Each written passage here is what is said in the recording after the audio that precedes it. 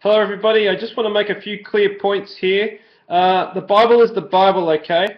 When well-meaning Christians want to say that, oh, God told me, or God showed me, or God gave me the next piece of the puzzle, and explained to me when the rapture is going to occur because He's given me greater understanding, just personal revelation that I only have been told.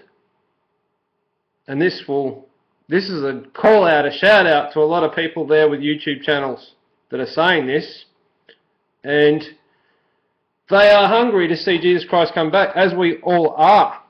We all are. We should be, if we are followers of His word, eager to see Jesus Christ come back.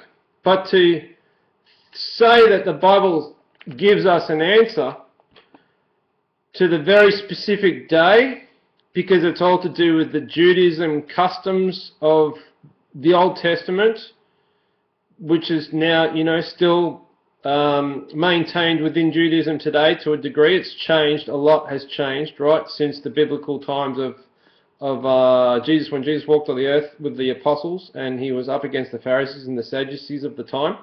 And even then, going back before that into the Old Testament, the times and the cultures of Judaism, the relation that God had with the Jews and told them to establish His feast days, the Lord's feast days. So this has got nothing to do with Judaism or the Jews' religion today that has developed, right?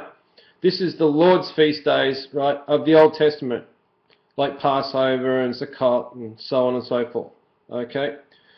So today the Judaism has allowed Christianity to think that they need to come back to the Hebrew roots to become more Christian, or to understand Jesus. You need to understand Hebrew, and you need to understand culture and get into the Torah and the Talmud and so on and so forth. But this is so far from the truth. If you stray from the Holy Bible, the King James Bible, or just, a Bible that's written in another language that follows this text, you're good.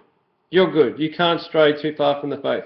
It's when people come in and say, oh, because this happened on the fall feast, blah, blah, blah, this is the return of Jesus Christ, and it's going to happen on the Day of Atonement. Well, clearly the Day of Atonement is gone, and Jesus hasn't come back. So let's just look at what the Scripture says and what it doesn't say. Let's just leave this as our final authority in regards to what signs we're to watch for before Jesus Christ comes back. And for me, it's the moon turning to blood and the sun not giving its light is the sign, the last sign, the final sign, saying that Jesus Christ returned to gather His church, the elect from the four corners of the earth, is soon, is near, is imminent, any day from now. And why is that? Because we are in tribulation, and God has not appointed us to wrath. These days of tribulation shall be cut short for the elect's sake, meaning that we're in tribulation to have these days cut short, the remainder of the time, the remainder of the 7 years, the remainder of the full count of Daniel, chapter 12, the 1290 days, then the 1335th day. These days will be cut short in great tribulation, as it says in Matthew 24. When you therefore shall see, you have to be here to see it, the abomination of desolation standing in the holy place, let the reader understand, Matthew chapter 24, verse 15. And then they shall enter great tribulation. And these days will be like no other days, from the day of beginning to the day forth.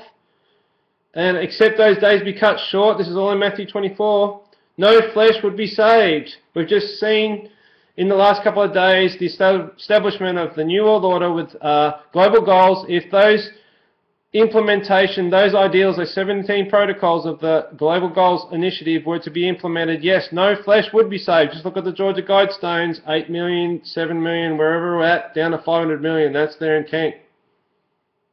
So if God was to allow these days to continue and the New World Order to be fully implemented on the earth, there will be no one left except a select, hand-picked few, and look at the Georgia Guidestones. Read the 10 Commandments of the New World Order written in stone again to Obama.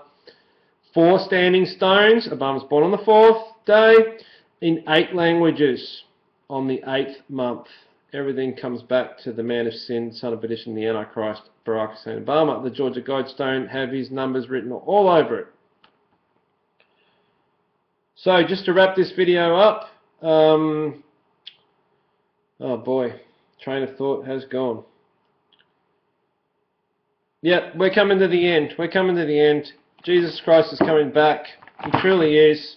The sign in the heavens is the moon turning to blood before the great and terrible day of the Lord begins. Rapture date centers, stop your shenanigans. Just stop it. It's ridiculous. As well-meaning as you are, you're no more excited about the return of Jesus Christ to gather His church than any one of us.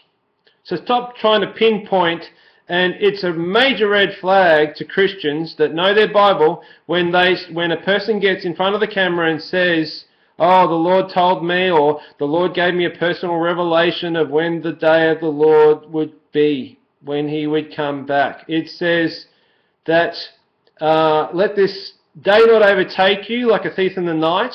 It gives many references that you can know the time of when that day is going to occur, but the day itself, why put yourself on the chopping block, you know, that it could happen. Yes, someone's going to get it eventually down the line. Maybe someone might say, oh, it's going to happen on this particular day, and they just, you know, like the lottery, they win it. It does occur on that day. But why put yourself on the chopping block, you know, and make yourself look, lose all your credibility because you just want to say, oh, it's going to happen on this particular day, and the Lord told me. Well, gee, you know, if the revelation comes from reading this, it doesn't come from going outside of the confines of what this says. So stop it. For the good of your own for the health of your own being, because it would drive me insane if I was on this channel telling you that the Day of Atonement 2015 was going to be the return of Jesus Christ to gather His church, which I don't. I've just tried to show you that Obama's the Antichrist, Pope Francis is the false prophet, the blood red moon, the moon turning to blood, is very significant, and it's been happening for 66 years and 6 months, so on and so forth. Those signs, people choose to look at it if they want to, they choose to ignore it if they choose to ignore it. Cognitive dissonance. Okay, thanks for listening, and we'll catch you on the next one.